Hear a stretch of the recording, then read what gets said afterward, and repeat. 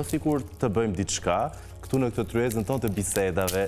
Sa herë kemi biseda, patjetër duhet që të kemi energjinë më të mirë, edhe të ftuarit që na vinë, edhe të ftuarit që ne përcjellim. Por këshillohet që hudra të jetë në territorin e jashtëm, jo të brendshëm. Okej, duhet ta bëjmë tek dera studios. Te dera jashtë me vizionit. Te dera jashtë me vizionit, aty te porta kryesore. Do të marrim leje për të.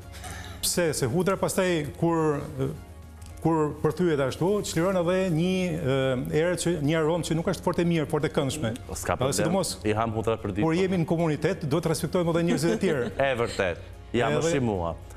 Tani, çfarë efekti ka, sepse dëgjojmë her pas here, mbaj një thelpi hudhër me vete. Që mos të kapë syri keq. Mos të kapë syri keq, e vendosim gjithmonë brenda xhaketës. Sa efekt ka? Është shënimi i territorit, vetëm kaq domethënë. Sikur e bëm shënimin e territorit e ambientit tonë te shtëpia, ne shënojmë ambientin tonë edhe për rreth aurës tonë, edhe për rreth trupit fizik, po edhe aurës tonë domethënë. Moment që është nga se na mbron hudhra. Prej çdo lloji ndikimi negativ që mund të kemi kryesisht prej entiteteve apo prej atyre krijesave që janë me frekuencë të ulët, edhe që ushqen te ne, marrin energjinë tonë,